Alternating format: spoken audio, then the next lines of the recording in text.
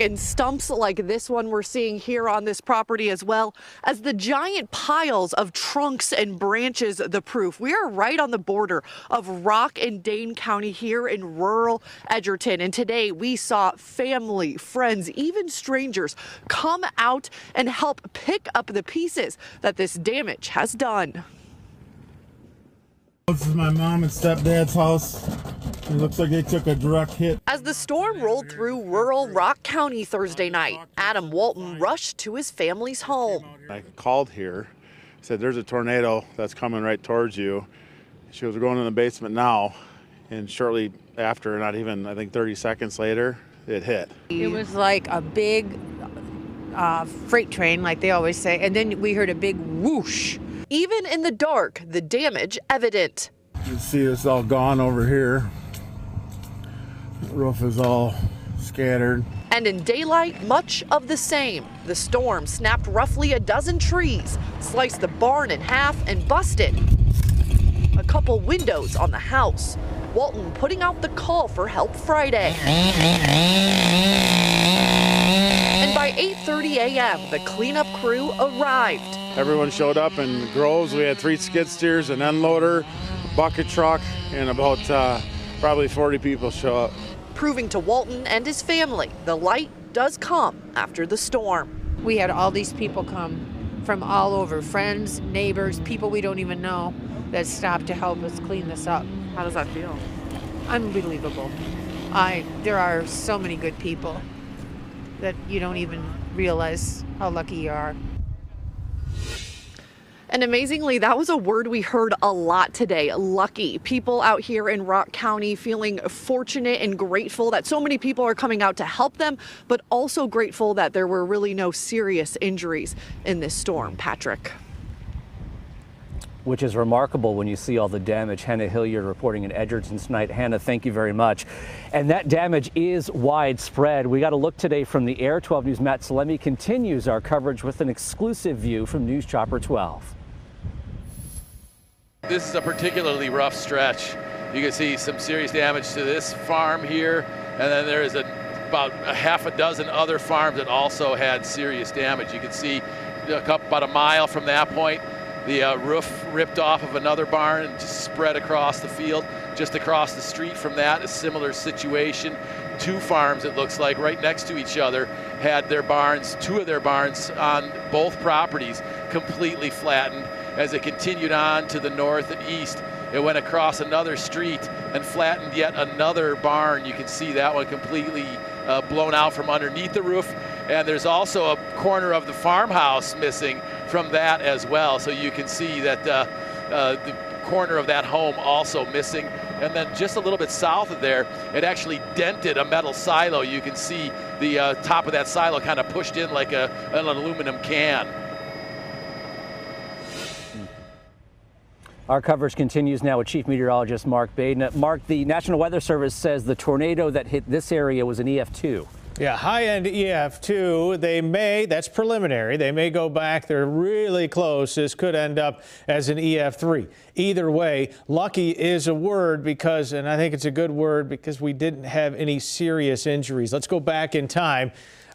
Pretty close to this time last night, we were talking about these storms as they were moving out of Greene County into Rock County, and that's when all you-know-what broke loose, because that's when we had that very powerful storm roll through Rock County into parts of Dane County and then extending into Jefferson County as well. Missing, though, a lot of the higher populated areas. First February tornadoes from Evansville to Lake Koshkonong. This was the one where Patrick is. 31 minutes on the ground. Strong EF2 winds up to 135 miles per hour. There's the path. Notice where it stops right before Fort Atkinson. That's very, very fortunate. Now, quieter weather. We'll talk about that coming up at Weather Watch 12.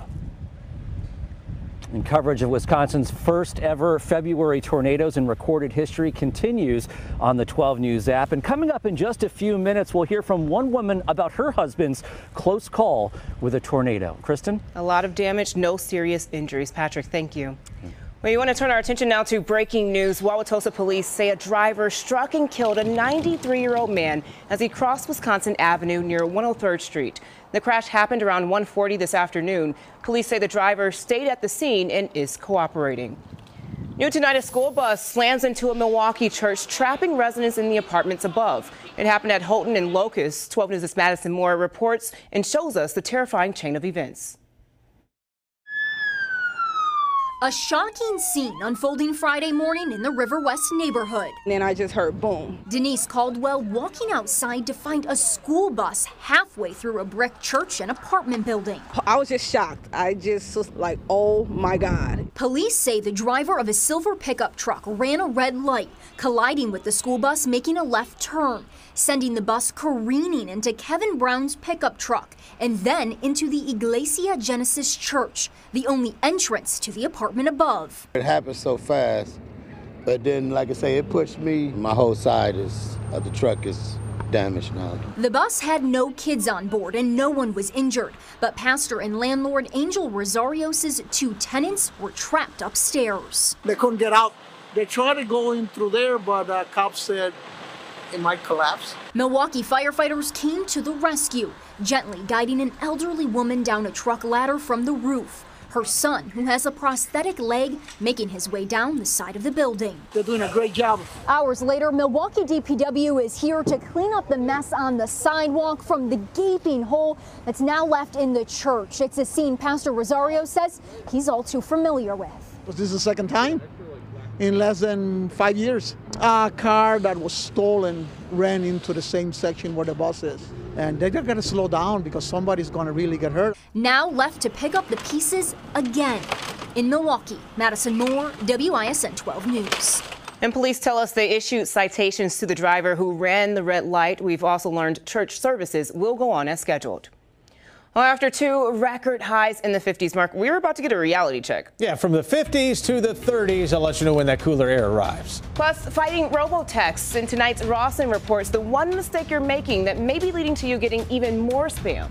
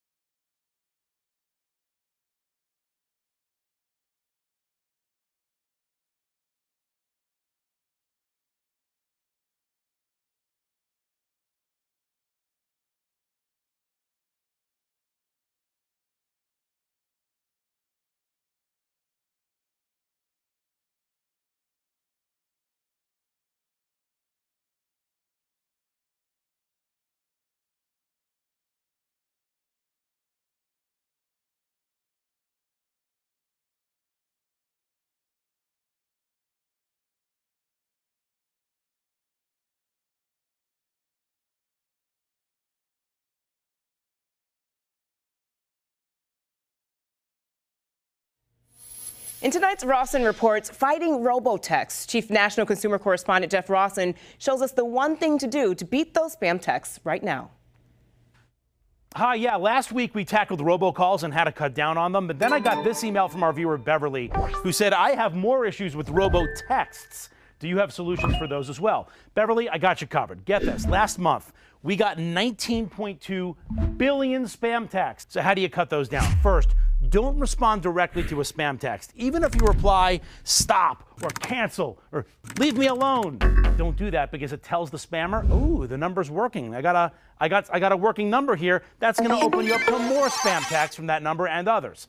So don't write back. Next, block the number. On iPhones, I want you to tap the number at the top of the screen, then tap info, then select block contact. Then tap block this caller. On Androids, this could be different depending on your model, but for most, tap the 3 dots in the corner, then select block number or details, and then block and report spam. Also, your phone has spam filters too. On the iPhone, just go to settings, okay? Scroll down over here to messages, turn on filter unknown senders.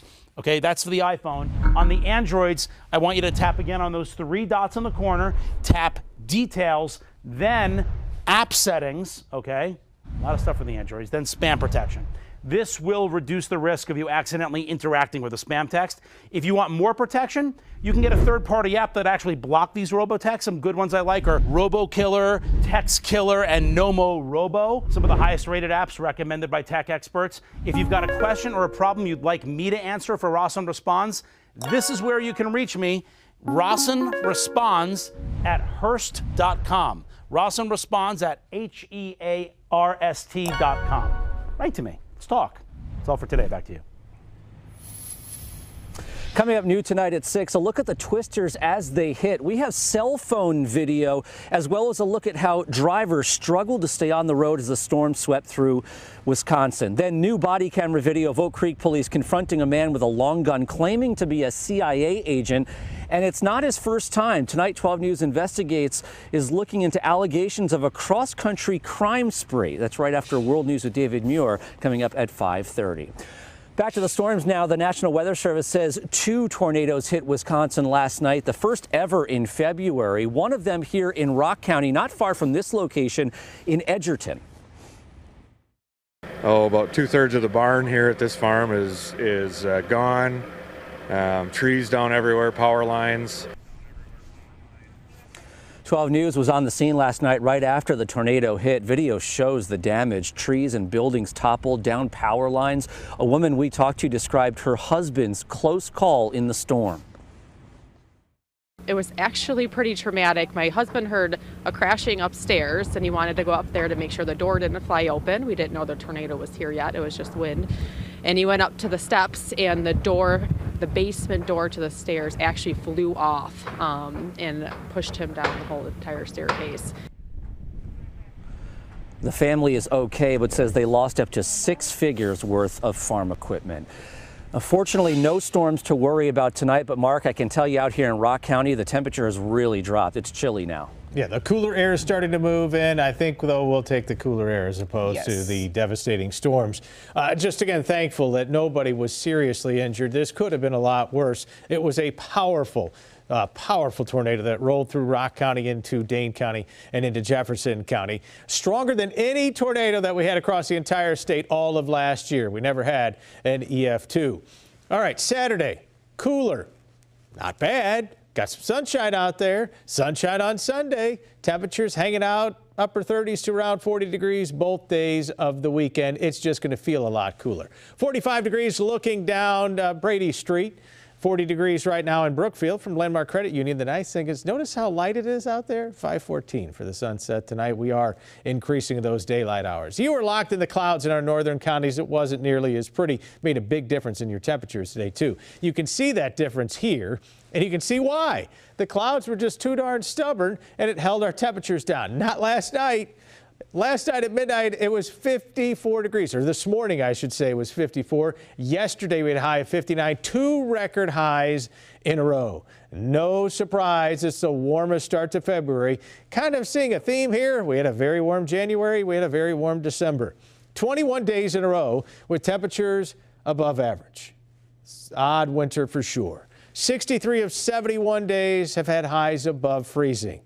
That's a remarkable stat. A lot of times you'll have so many days in a row where temperatures don't get to freezing. We really only have that one cold stretch in January. That low pressure center will stay down to the south of us. We stay quiet for tonight. We stay quiet for tomorrow. And we stay quiet into Sunday. We don't have a chance for any precip until we get to about Thursday of next week.